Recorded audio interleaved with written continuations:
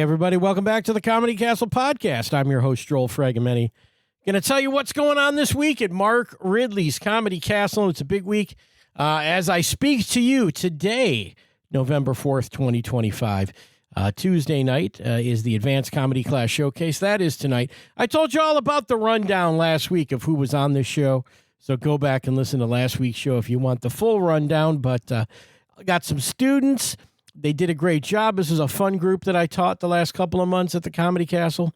And I've got some amazing special guests. And I'm doing a set as well. It is my 26th anniversary of the first time I stepped on stage today. Yeah, that's exciting, isn't it? And I get to do a couple of minutes with my students. I'm really just going to tell a few jokes, put my students over, make sure they get laughs. So that's tonight at 7:30 p.m. ComedyCastle.com has the tickets for all the shows I'm about to speak about. And tomorrow night, the 101, the beginner class, Bill Bishart's comedy class, they do their showcase at 7:30 p.m. Again, same deal. Friends and family come out. It's always a good time if you want to see new comics, fun new comics. We got 2 nights for you to start off our week at the Comedy Castle. And then on Thursday, the 6th, the South Oakland Homeless Spread the Laughs fundraiser starring Keith Alberstadt. He's our weekend headliner. I got a fresh interview with Keith that you'll be hearing here in a couple of minutes, but that's a great cause.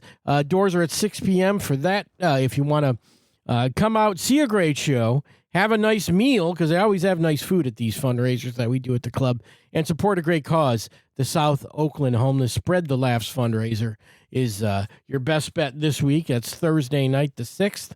And then the weekend shows on Friday and Saturday, 7:15 and 9:45 are your shows on Friday the 7th with Keith. And then Saturday night, 7 p.m. and 9:30, those are your shows on Saturday night. So 5 opportunities to come see Keith Alberstadt. One of the funniest guys, one of the best comics out there. And we're big friends of Keith. He's been coming to our club for years and years. And we did a nice interview here. Let's get into that. Let's tell people what we were talking about. Well, one of the things that you're going to hear in this interview is that it was Halloween when we talked. So it was last Friday. So Halloween, a big deal in his house with his family. He's got 3 little ones, and he'll tell us all about those kids. He's got his little one sounds like a bruiser, based on what he's saying. But and I've seen pictures of him. He's a stout young lad you got there, Keith. We talk about Halloween. We talk about him opening the arena shows for Nate Bargatze and what that's like for him. He'll also tell you more about just being a dad, going on a long road trip with the kids, what that was like. I give him an idea for how he can turn this whole comedy thing into a family act. I don't know. We'll see. Can you incorporate family travel with doing comedy? Is that a thing you can do as a father of 3? Maybe Keith can pull that off. I don't know. Maybe I'm a jerk for suggesting it. Maybe that's the case. But it's always fun talking to Keith. Also, a quick note on this interview. You'll even hear as I call him. No pre-interview. Usually I call the comedians. There's a minute or 2 of banter. We talk about how long we're going to talk for, if there's anything they want to plug, if there's anything they want to get me into, whatever. And Keith compliments me right away, which was very nice of him. So I had to leave that in. So you'll hear that as we open this. But it's so fun talking to Keith. And I want you guys to come out this weekend and experience what he does on stage, because he's unbelievable. He's one of the best. We're so fortunate to have him year after year. And here's our talk with Keith Alberstadt. And we'll be back after this.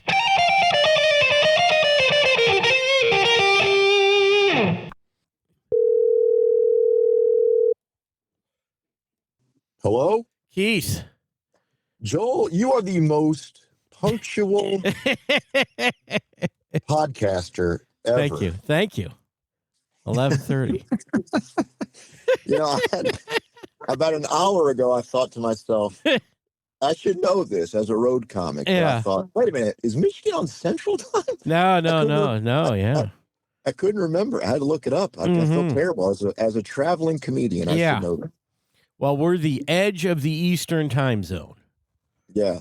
which means we have long days in the summer. And also, forgive my ignorance one more time. Yeah. Do you guys do this daylight savings time? Yes, You're we also, do. So Yes. you're doing that Saturday too. That's Okay. Saturday night, though. Yeah. So Gotcha. there you go, man. Right How on you time. been, man? It's I'm been good. Too long. How you doing? Great. I'm doing very well. Thank you Oh. very much. I think we're starting the interview. Okay. I usually do a pre-interview. I like our start. I like the compliment that I'm punctual. That should start every one of your interviews. Can you compliment me first before we get going? Just right 30 seconds in, just say something about me. Nice, and then we'll go from there. Get the show moving. I don't know. We can pre-interview. We can not pre-interview. I don't know. We've known each other a long time. You've been to the castle 1,000 times. You know. And it remains one of my favorite places to visit. So I'm looking forward to getting back. It's Yeah, gonna be a fun weekend. be. It should be. Yeah. It should be a great time. Of course, Benefit Thursday, which part of the Keith Alberstadt thing there. But I mean, being in demand for those is amazing. I mean, I know we talked about this last time. Yeah. That's you know, I work clean, and so I get a lot of requests for corporate parties, and of course, with Christmas season coming up, I get some holiday party requests. Yeah. And it can be busy. Yeah, this one, just so people know, the South Oakland Homeless Benefit on Thursday, Save the Laugh. So if you want to do some charity and see Keith, you can do that one. Yes. Those are always fun. You guys do a good job with those. Yeah, and I think, honestly, Keith, here's the thing, Keith. I'm going to tell you this right now. And I don't think the organization, some of them do it better than others. Oh, yeah? You talking about the organization? The organizations do better because some organizations, they don't, I think you do the good ones. Oh, is that right? That's I guess it's a compliment to you, or you don't, So what you're saying is, what you're saying is, I don't see the ones that exactly that don't hold the bar. No, you don't see people, eating some lousy food, and it's just the food. Yeah, those buffet lines are nice. Yeah, and most of the time the food is good, but we've had a few people try to do that on the budget, where it's like people made the food at home and everyone, like a potluck and stuff, and it's kind of like, oh, geez. Hey, you know what? It all works, right? Yeah, it is. We're raising money. Who am I? You're raising money. You're gathering together for a few laughs. Yeah, so it's all good. But this is a good one. So come out Thursday, or just come if you want to just see Keith. We got 5 shows for you this weekend, including that benefit. But it's always good, man. Well, as we're talking, let's not. It is Halloween as I'm speaking to you. That's right. As a family man, I'm sure Halloween is a big deal. We're going to do a little trick-or-treating today. Yeah. We've got, let's see what the costumes are. So we have, our oldest is Rapunzel. Okay, yeah. And then, let's see, Madeline. Our middle one is Madeline. You know that book? Madeline? Oh, the Madeline book. Yeah, of course. Yes. Yeah. And then little boy, our youngest, is going to be a fireman, and complete with, by the way, Joel, a fire truck. He has a truck that goes over like it straps on the shoulders, or like you got these straps. Okay. Yeah. I was gonna say. So he walks around. He's dressed as a fireman, and he's got he's got a fire truck around him. I was gonna say, you're carrying a fire truck tonight at some point, but that's right. We might abandon it. We might have to just well, you carry it though. That's yeah, that's right. I'll tow the truck. Exactly. You're carrying well, look, if it's, I don't know how, your boy's pretty young, so it must be light. It must be easy enough for you to carry. It's pretty light, but I tell you what, Joel, he's a hefty dude. He's 5 pounds heavier than his 4-year-old sister. Oh wow. Yeah, he's heavy, and he's so he could probably he'll be okay. He'll be okay carrying the truck. Exactly. No, that sounds great.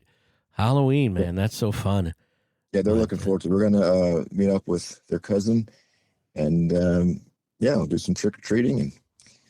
And tomorrow's Saturday, so it's not like we have a school night to worry about or anything. Yeah. There you go. This is the rare Halloween weekend night. Yeah. Enjoy it, kids. It's going to be a good trick or treating experience as always. Yeah, it should be. And then the adults get an extra night to get jacked up and an extra hour of sleep going back to our that's true. Yeah. Our non pre-interview. Pre-interview. Yeah. Yeah, we get that extra hour sleep, so that's perfect. So that I want everyone at the 9:30 Saturday show. Yes. Let's fill that one up.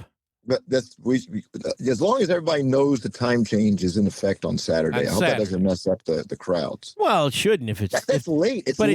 But it's Saturday. Yeah, it's Sunday morning that really it's like 2 a.m. That's why I'm saying you come out to that 9:30 show.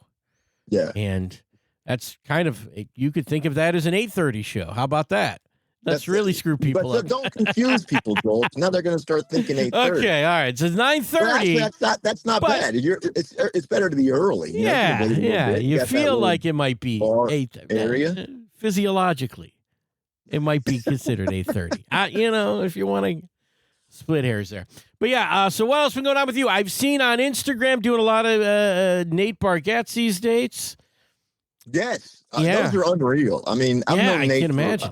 I've known Nate for a long, long time. Mm-hmm. And I used to work with his mom back before I was doing comedy full time. Oh, really? Yeah, he wasn't even doing comedy. I've known the Bargatzes for a long time. It's so fun. It's just so cool watching Nate climb the ladder like that. And just, I mean, every time I turn around, like before he hosted SNL for the first time, a bunch of comics were hanging out with Nate at a show in New York. And then, I was just looking on Instagram, and he just announced that he was going to host that. I'm like, you got to be kidding me! It's like he just sold out. I think it was Radio City, and then so it's like one thing after another, and then he's hosting the Emmys, like so. It's really cool to see that, and his live shows are so much fun to be a part of because, I mean, the crowds are great, just like there. The crowds that come to the Comedy Castle. I mean, they're just. When you have a great crowd, it makes a comedian's job so much not easier, but just so much more fun. It's just so much. It's just everybody gets a lot out of it, including the comedian. Yeah. So that's why I'm looking forward to getting back there. Right. Are you at the point where in your career, because we all did them starting out, but I mean, I remember from my being on the road, with just some of those gigs were just hell. You just went to them, and those people they didn't even. They'd be there, but they didn't want to be there. You know what I mean? Like it was the only thing in town that night. And so they said, let's go and mess with that guy or something. I don't know what was going on at some of those little towns. The better yet, the crowds that didn't even know a comedy show was going to happen. They'd be sitting there watching the game, and all of a sudden, all right, we're going to start up a little. I'm like, oh, goodness. Here we go. But those are in your past. They must be at this point. Yeah, but they were fun. You look back on them, and you can't help but appreciate that because it's like anything else. You pay your dues, so to speak, and you do that stuff, and you appreciate it. You appreciate the stuff that you had to do to get to another level. So I remember doing a show. This was a casino in the UP there in your state. I may have done that same gig. But I remember the stage. Yeah. And if you did this gig, maybe I don't want to mention the casino. I think I'll be able to tell you what it is after you describe it. I might be thinking stage, of this. At least the time I did it, the stage was right below, like directly. It couldn't be more directly below a loudspeaker that was making house announcements. Oh, okay. So like every 10 minutes, there's like a shuttle announcement. Shuttle A will be leaving from the blue zone in 5 minutes. Yeah. And then the buffet will now be closing. I had to work around accidental public address heckles. Oh yeah, see that one. I don't remember that, but I remember being on the on the gaming floor for a few of those gigs. Yes, I've done those too. Yeah, like you were this one. You were behind the bar, and then at the bar, people are playing video poker, and you can hear all of the slot machines going on all throughout the casino. That's the thing about casino gigs is that I didn't mean to cut you off. No, you go ahead. No, but that was like Talk about people not paying any attention to you. It was ridiculous. That's the thing. You're exactly right. Casino gigs, all the comedians out there who are listening, who are doing these and going out there hitting the road. Mm-hmm. You have to remember, in a casino, there's stuff everywhere to make noise. Yeah. There slot machines. I mean, it's like being surrounded by an arcade, and it's everywhere because people are there to gamble. Yeah. So there are a few exceptions. I do a couple of rooms in. I should have to do one room in Atlantic City, which has like their own separate room. Yeah, sure. Those are the best. Those are real good. Yeah. But even then, you're on a time constraint. Like, we want these people back on the floor. We can't be in here doing jokes all night. Yeah.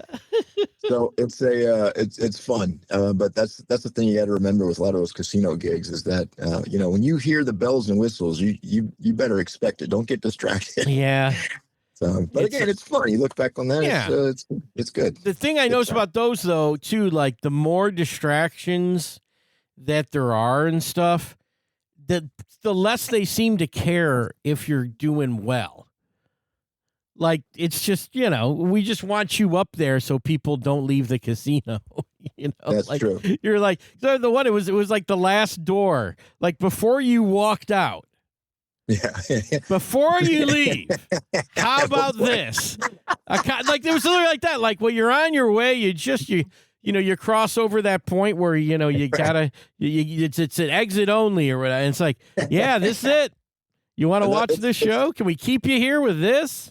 It's like it's like one of those infomercials, and that's not all. You think we're done? We're not done. Well, it was for the people that lost their money and just wanted to, or like people were gambling, and if you lost all your money, you could go sit there and be entertained by comedy. In theory, yeah, because when people lose money, that's what they want. They want to sit there and listen to jokes. Oh, comedy, yeah. That's kind of that. Those were a big deal. I mean, I guess they still are, but I mean, bad places for comedy. But now we've got this seemingly, and again, I don't know how many of these you do. A brewery and winery gigs. Those are good. That seems like a big one now. That sort of happened maybe after I left the road a little bit. Yeah. There's a lot of those popping up around. Yeah. So those can be good.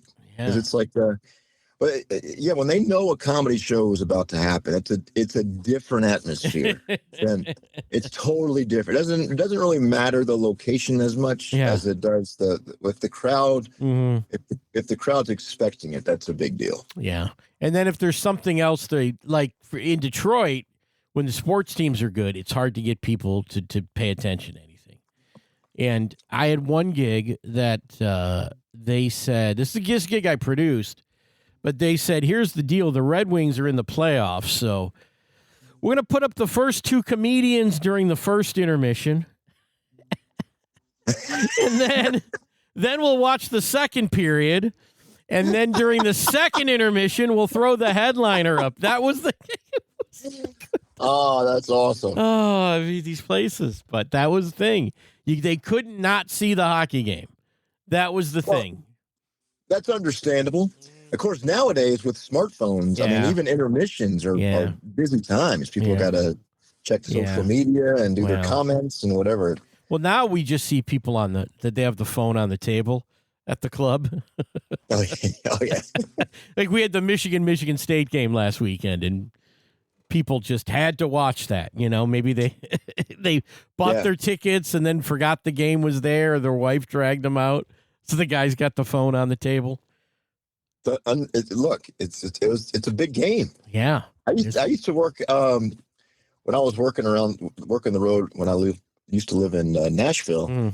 I remember being in Alabama during Alabama Auburn week, and it's like, well, I don't expect a lot of people to be at this show. Big deal, man. Yeah, it is a big deal. And you're still with Vanderbilt, right? Am I That's right? Yeah, we talked about that last time. Yeah. Commodores having a good year. They're having a good year. Game. Okay. Big game tomorrow. Who they playing tomorrow? Well, it's over by the time people hear this. They're going. That's right. tomorrow for us. How about that big Vanderbilt win last weekend? I would love for that to be the case. That's not. Yeah, that's they're going on the road at Texas. Oh, okay, yeah, well, that sounds cool. I don't know, Nashville and Austin playing each other. That's right. It's been fun. It's been a lot of fun watching Vanderbilt this year. So let's keep it going. Yeah, I've never been to Nashville, Tennessee. It's a fun town. Yeah, I should do that. It's changing by the minute. It's a lot different than it was when I grew up and when I left. But it's it's doing great. I guess so. A lot of stuff going on down there. That's good to see. I should probably go. Nashville from Detroit is just one of those places. It's just a little farther than you want to go if you're driving, you're trying to do it cheap. It's just a little, Yeah. You go from 5 hours to 8 hours or whatever it is. We did a family road trip this summer. Oh, okay. So we did. Of course, if it was up to me, if I could just do it my way, we would just do the whole drive from New Jersey to Nashville in one drive. How many hours is that in one drive? I think it was 14. Okay. It would have been like 13. Sure. 13 or 14. Mm-hmm. That's if you factor in the stops and whatever. Yeah. But of course, with the three little ones, we did a Griswold style, Joel. We packed up the minivan, and so of course we stopped a couple of times along the way in Virginia, and of course our oldest she was excited every time we would cross into another state. Yeah. From New Jersey to Virginia, I think it's like 5 states. Yeah. Jersey to Pennsylvania and West Virginia, and so it's in Maryland. So it was a different state, like every 20, 25 miles or whatever. And so then we hit Virginia. It's like, when are we going to be in another state? We got a long way. Yeah. You've got a long way. Yeah. Yeah, it was fun. We went down to Nashville, saw my dad, saw some family, and went down from there to Atlanta, see some friends, and then up to South Carolina to see my aunt and uncle, and then back home. So it was like ended up being a couple of weeks. It was fun. Yeah, there you go. Family road trip. What do the kids do now on the family road trip versus like when we were kids? Well, they have a lot more options these days. They have, we're not. They have iPads. We don't really utilize them very much. We have some educational stuff on there, of course, but for the most part, like on the road trip, they have like some different handheld games that they're not electronic. They're like flip open the flap and see whatever. Okay. And of course, our little boy Joseph, who's a hoss, he likes to rip the flaps off of everything. So anything with flaps in 5 minutes is not going to have any flaps. Really? Wow. So we had this. There's like this bingo, it's like road trip bingo. Like if you see a cow, whatever you do, and they kind of make up their own rules. And his rule was to tear off all the flaps. Kept him busy. He kept him busy. He made up his own rule. Each new state, new flaps to rip off. We had a good time. It was fun. But now, and my wife and I were talking about this, now that we've got one of those family road trips under our belts, we kind of know what to expect and how to plan. And so hopefully it'll be a more frequent experience. That sounds great. That sounds like that's a good thing if your kids are going to be good for a trip like that. And maybe I'll hit up a couple of casinos and breweries along the way, do some comedy. Please do. That seems fun. I don't know. I'm sure people do. I know. Comics will come to our club and their kids are at the hotel and stuff. I've seen that. Yeah. Yeah. It's not that strange. No, I mean, I would love it. I think we should just pack up the minivan and be a road comedy family. Maybe in a few years, right? You can have the kids selling the T-shirts in the lobby after the show. I mean, you're onto something, Joel. This is perfect. It's all coming together. Yeah. See, these kind of brainstorming stuff. This is where genius happens. Because look, Keith, when you walk out of the club, and if you've sold anything as a comedian, you know this, you got to stare those people in the eye after the show, and they may not want to buy anything. That's true. And you got to look at them, and sometimes they'll feel sorry for you, and they'll just, they'll just buy it, or they'll donate some money and whatever they do now, right? But if you send those 3 cute kids out there, Keith, at the end of the show, they're not going to be able to walk away without getting the Keith Alberstadt Tour 2029 shirt or whatever year it'll be when this happens. That's true. They're going to want that. What? I think you're onto something. This is a great idea, Joel. Thank you. And you can send 10% to me, courtesy of Mark Ridley's Comedy Castle. I'll make sure we get that. But yeah, man, that sounds like a good idea. Traveling with the family, doing comedy. Yeah, well, you know what? When it comes to fruition, I'll keep you posted. Thank you. And we can have another brainstorming session on ways to improve. Ways to improve it for everybody, for my family, for the viewing and listening audience.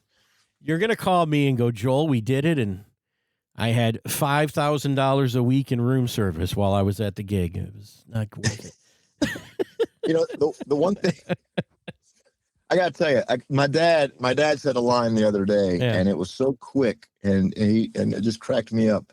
I was telling him how everything the kids are doing, and I made a comment about how smart they are, and he said, "Well, that makes sense because genius usually skips a generation." Wow, how smart was that? Yeah, that was quick. Yeah, how old's your dad now? My dad is 87. Wow, that's amazing. Yeah. He's doing great. Great. Good to know. 89 and still can rip you. Can still put you in your place. When he's asking about shows, he'll always ask, "You using those jokes I'm giving you, boy?" I said, "I'm saving those for a special occasion, Dad."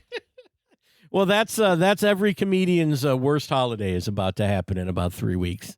Thanksgiving. Because that's when you hear all of that, or something happens at Thanksgiving that immediately should be in the comedy show. That's what I found at Thanksgiving. We might, we thought about making another trip down to Nashville for Thanksgiving, but that's we're coming up on that. That's only 3 weeks away. 3 weeks away. That's right. So maybe it won't happen. Maybe it doesn't happen, but that's all right. Yeah, that Thanksgiving, man, they'd be like, "You can use this in your skit." Okay. Thanks, Uncle Paul. I'll do that. Put this in your skits. Yeah, put this in your skits. Oh, yeah. All right. Well, tell me what else is coming up. What else exciting in comedy world for you? Aside from Mark Ridley's Comedy Castle. You got Mark Ridley's right there, top of the list. Yeah. Just working the road. And of course, when I'm in town, I do shows in Manhattan. Yeah. Comedy Cellar and Village Underground, Gotham Comedy Club. Nice. So everything, of course, available on keithcomedy.com. Yeah, that's great. So people come to New York, they should go to the comedy club and see you. Maybe. Yeah. When I'm in town, I'm usually working there in the city, and so even though I'm in New Jersey, it's just a quick commute over, I guess. Mm-hmm. Sounds great. Not many people commute to New York City at 8:00 at night, but so it's those trains or whatever you're taking. It's a little different at night. I'm taking I like driving in because what? There's nothing you leave and you don't have to wait for a train. I used to not like driving to shows when we lived in Queens, but because it was street parking, so you get back late at night and you got to like circle the block a couple of times, and here it's just I can just pull into a driveway. It's nice. Yeah, it's the little things in life, Joel. The little suburban living. You're doing the thing, man. That's great. Yeah. So 3 kids. Yeah, that's what's going on. Just doing the road and doing shows here in New York, and of course some corporate events coming up for the Christmas season. That's the big time. People don't realize that about comedians. Yeah, if you're out there, if your company, can I plug the corporate Absolutely, work? Please do. If your company's got a party and you're looking for some entertainment, give me a call. If you want some share a few laughs, you just go to KeithComedy.com. That's right. And maybe I'll bring the family. Maybe I will have the kids selling merch after the show. And you can say, hey, wait a minute, I heard about this. I don't know. When you say it back to me, it sounds like the dickiest thing you could ever do to your family. When I said it, it seemed genius. But now when I hear it, it's like, eh. I mean, I guess if because those kids will grow up and go, when I was 8, my dad made me sell T-shirts at the Comedy Castle. You know what? It's going to be, maybe it's one of those things you have to put into practice to really see. Right. Because you can think about it. Well, yeah, it could go one way or whatever. Yeah. Let's just do it. Let's just see what happens. Give them a little business sense in their formative years. So they'll take those lessons learned on the road. If you're in the fourth grade and you can break a $50 bill, that skill might be helpful. Yeah. Get older. Yeah. You know what? People should. Yeah, cash. People should. They got to learn how to make change. Yeah, that's a forgotten skill. I don't want my kids to learn how to use a chip on a card or swipe a Visa. Get the Square device, kids. We're going out. By the way, I do have a Square device. So Yeah, they're gonna have to learn that if they're gonna. You gotta have the Square device now. How could you not? You kids with Square device. I'm just laughing. I don't know. You kids and your Square devices and your TikToks. Your kids do the social media? I mean, do they do any of that? Yeah. No. I see them on your stuff occasionally, but not their own. They do not, and they don't watch it or consume it. No, they do not good. watch it. They're not on the social media, so I'm sure that day is certainly coming down the road. Yeah. It's a lot. There's that social media landscape that's way too fast. Yeah. You don't know what they're going to get into. And hopefully it's something good. I mean, it might just be something annoying to you, so you're better off that way anyway. Yeah, that's true. To watch something. That's true. Having to sit there all day, having to watch the same YouTube video that they've seen 50,000 times. Yeah. Listen, I don't have kids either, but I have kids. You have kids. I'm saying I don't have kids yet. That might be happening. I got married this year. There's a life update for me. Congratulations, Thank you, man. That's sir. awesome. Got married in March, so we're doing all right. That's fantastic. Yeah, it was nice. It was a good time.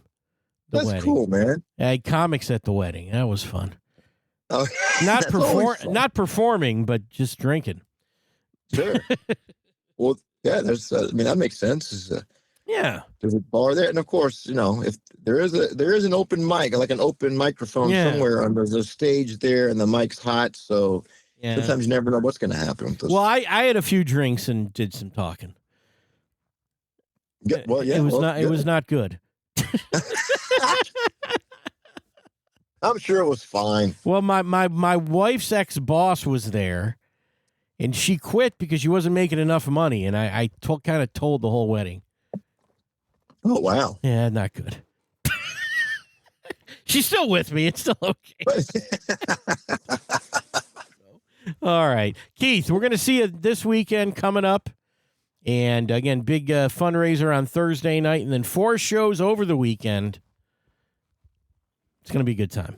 It is going to be a good time. And I can't say it enough. You guys have been good to me for so many years, and it's such a great club. It's well run. Yes. It's crowds are awesome. So I'm really looking forward to getting back. And if you haven't gotten tickets yet, everybody, make sure you come to one of those 4 shows. ComedyCastle.com has all your tickets. Keith, thanks for talking to me today. It was great. We'll see you this weekend. All right, sounds good. Thanks for having me. You're welcome. Bye-bye. Hey. All right, bye. Fun times talking to Keith Alberstadt. Yes. One of the best guys out there, a favorite at the Comedy Castle, and it should be a fun weekend with Keith. Again, we got the fundraiser on Thursday night for the South Oakland homeless, benefiting that charity. That's always a good time. And, of course, the Advanced Comedy Class Showcase tonight, if you're listening to this on Tuesday, if you're hearing this on Wednesday, the Beginner Comedy Class Showcase is Wednesday night. So a couple of great opportunities to see comics really taking the stage, starting their journey in stand-up comedy as a career, and that's super fun. And, again, the holidays are over. We just had Halloween. I hope you guys enjoyed your Halloween. But, we weren't open on Friday, so we want to get more comedy crammed in there. As the holidays approach, people come together. They want to see each other. Come to the Comedy Castle. Come hang out, watch a show. All right? All right. Well, let's do a couple quick plugs and thank yous. Bill Bouchard, thank you to you. He always helps, a talent coordinator for the club, and a good friend of mine, always helps with getting guests and doing whatever I need. So you got to give a shout out to Bill. Mark Ridley, of course, the executive producer of this Comedy Castle podcast. He's the man that makes it happen. Want to thank him. And, of course, our great staff at the Comedy Castle, General Manager Naomi, all the way down the line, Julie, who's on the phones. If you call in, you're probably talking to either Julie or Nancy, and they're both great. I don't know why I'm thanking all them. I guess I'm just grateful.